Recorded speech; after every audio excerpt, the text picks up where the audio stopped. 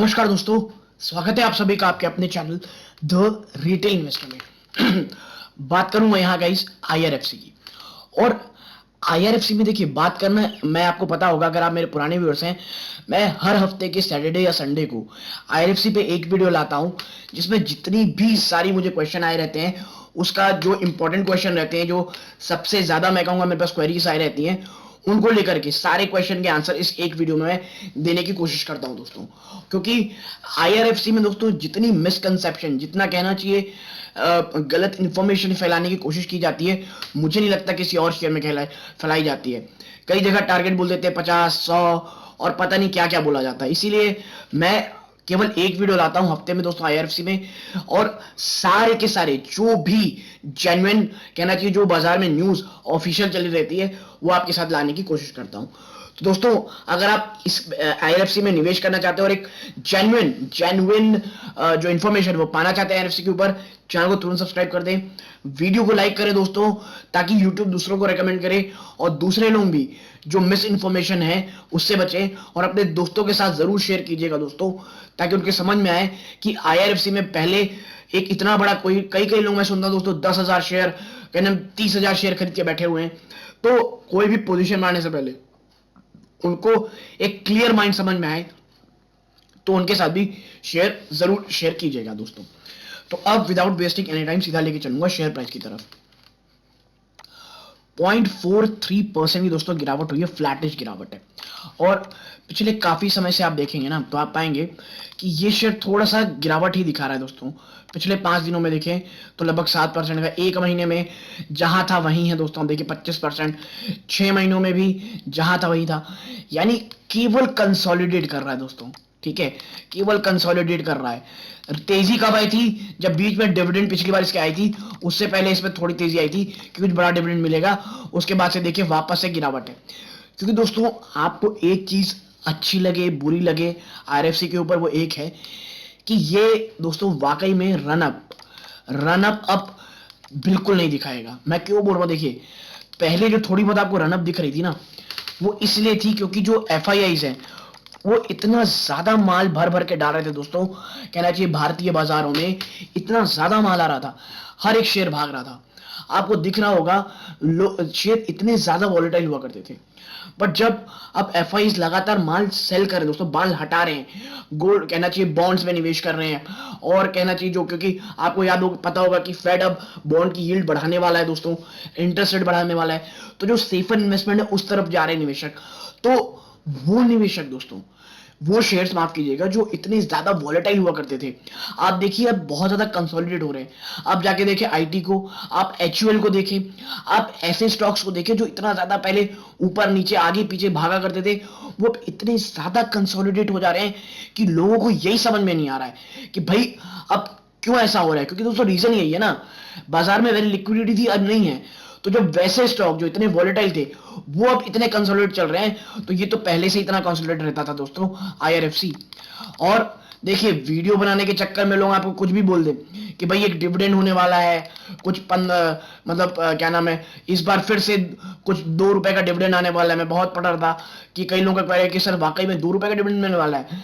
तो देखिए 2 रुपए का डिविडेंड तो कुछ नहीं मिल सकता कभी भी, ये हार्श रियलिटी है। मतलब आप 2 रुपए समझिए, इस शेयर में एक लगभग 7 से 8% का डिविडेंड कभी नहीं देने वाली आपको ये कंपनी। 8% डिविडेंड दोस्तों, साफ बात। पहली चीज ये। दूसरी चीज, बहुत सारी जो चीज जो मुझे जेन्युइन क्वेश्चन लगा, क्या बजट से कुछ फायदा होगा इसको? देखिए दोस्तों, एज ए कंपनी बिल्कुल होगा, इसमें कोई भी दो राय नहीं है। लेकिन आप आज भी एक बात मान लें, जब तक सरकार 86% से अपना स्टेक कम नहीं करती दोस्तों, कोई भी बड़ी मूवमेंट की, कोई भी मैं कहूंगा, इससे आप उम्मीद नहीं ही करें। ठीक है, डिविडेंड स्टॉक है, स्टेबिलिटी देता है आपके पोर्टफोलियो को, और कुछ नहीं दोस्तों। हाँ, मैं ये कहूंगा, अगर ये शेयर गिरता है दोस्तों, अगर गिरावट में होती है, मुझे ये शेयर 18 रुपए के आसपास मिलता है। मैं इसलिए कह रहा हूं क्योंकि जब सरकार कहना जब सेल स्टार्ट करेगी दोस्तों, शायद ही यहां तक चला जाए, 18 रुपए के आसपास मिलेगा। आराम से बड़े बड़े अमाउंट पे इन्वेस्टमेंट करूंगा दोस्तों, क्योंकि मुझे एक डिविडेंड स्टॉक दिखता है, ये मुझे ग्रोथ स्टॉक ये कभी नहीं दिखता है। ठीक है, और बजट के बाद क्या फायदा हुआ है, देखिए मैं आपको दिखाता हूं। आप देखें, बजट में अनाउंस क्या हुआ है that the union budget of financial 23 focused on Gati Shakti mission through which the government plan to provide significant thrust to the infrastructure development which include impetus to the roads railways airways ports among other for development. Axis Securities ने कहा है जो गति Shakti mission है दोस्तों उसमें road railway को बहुत ज्यादा फायदा होगा।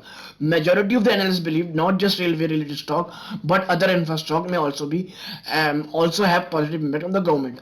ठीक है, अब देखिए रेलवे को क्या सबसे अच्छा मिला है with announcement of additional 400 new जन वंदे मातरम है ना, वो new generation Vande Bharat train it may have direct benefit to the IRCTC and same to the other railway stocks such as RVNL, Arcon International and IRFC Indian Railway Finance Corporation among others। यानी जो ये दोस्तों ये जो वंदे भारत की जो announcement हुई है वो वाकई में एक जेन्युइन रीजन है कि बहुत अच्छा बेनिफिशियरी IRFC हो सकता है। और इसके बाद जो एक काफी अच्छी न्यूज मुझे भी लगी, आप देखें that IRFC to borrow 66,500 crore in financial 2023 और जो 66,500 करोड़ रुपए दोस्तों ये बोरो करेगी। आप देखिए एक और जो अच्छा प्रोजेक्ट है भारत सरकार का that by proposing to electrify 6,500 kilometre of road in financial 2023 Indian railway has moved a few step closer to its target of completely electrifying its network. देखिए ये काफी चीज वक्त से कहना चाहिए रेलवे का टारगेट रहा है कि सारी जो पटरी जहां भी ट्रेन जाती है उसको 100% इलेक्ट्रीफाई करेंगे और 2030 तक नेट जीरो का इनकम बनने का एक कहना चाहिए बहुत बड़ा टारगेट है दोस्तों। तो ये सब करने के लिए क्या लगेगा, पैसे। पैसे कहां से जनरेट होंगे, पैसे कौन देती है इन्हें, IRFC। तो देखिए कई मामलों में जेन्युइनली ये रीजन है कि IRFC बहुत ही ज्यादा मैं कहूंगा बेनिफिशियरी है।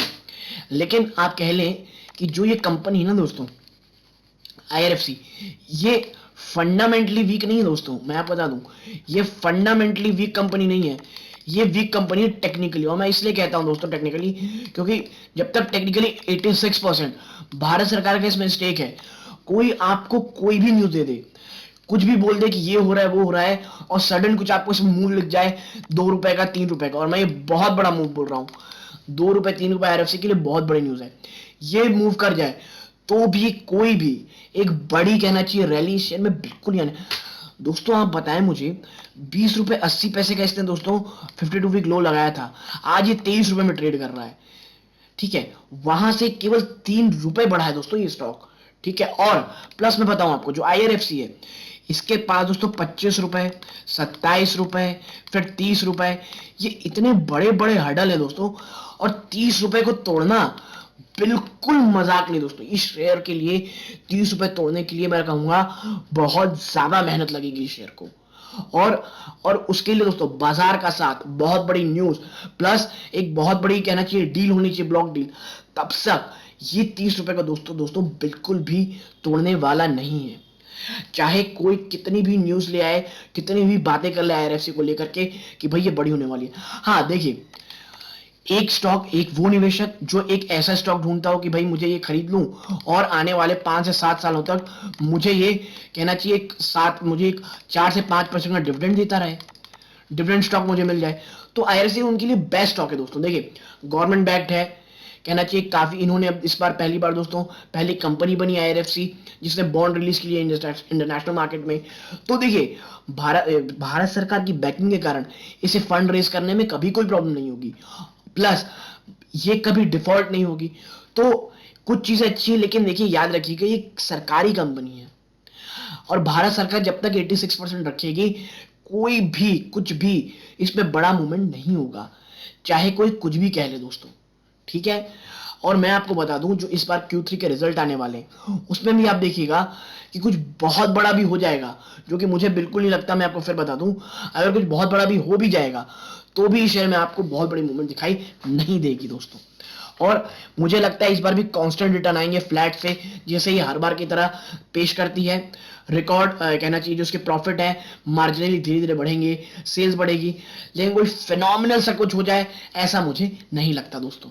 लेकिन हाँ IRFC वो निवेशक जो एक लॉन्ग टर्म के लिए देख रहे थे उनके लिए शेयर अच्छा है। लेकिन मैं आपको बता दूं दोस्तों, कोई भी बस जो भी मैं पढ़ा हूं, जो भी मुझे क्वेरी आई है, वो सब मैं आपके साथ उसकी सब में मैंने पढ़ाई की है।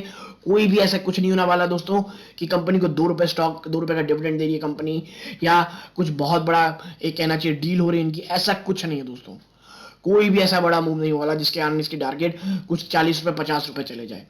डिविडेंड स्टॉक है, जब तक 86% की स्टेक गवर्नमेंट की है, ये हार्श रियलिटी है कि कुछ भी बड़ा शेयर में नहीं होगा दोस्तों। मैं जानता हूं कि चीजें सुनने में अच्छी नहीं लगती, लेकिन दोस्तों यही सच्चाई है। तो अगर आपको मेरा ये वीडियो पसंद आया हो, लाइक कीजिए, शेयर कीजिए दोस्तों के साथ, और दोस्तों चैनल पहली बार आए सब्सक्राइब जरूर कीजिए, ताकि ऐसे ही अनबायस्ड और ऑथेंटिक न्यूज आपको सबसे पहले आपके नोटिफिकेशन बार पे मिलते रहे दोस्तों। दोस्तों ये इस वीडियो का अंत है। यहाँ तक जुड़े रहने के लिए धन्यवाद। जय हिंद दोस्तों।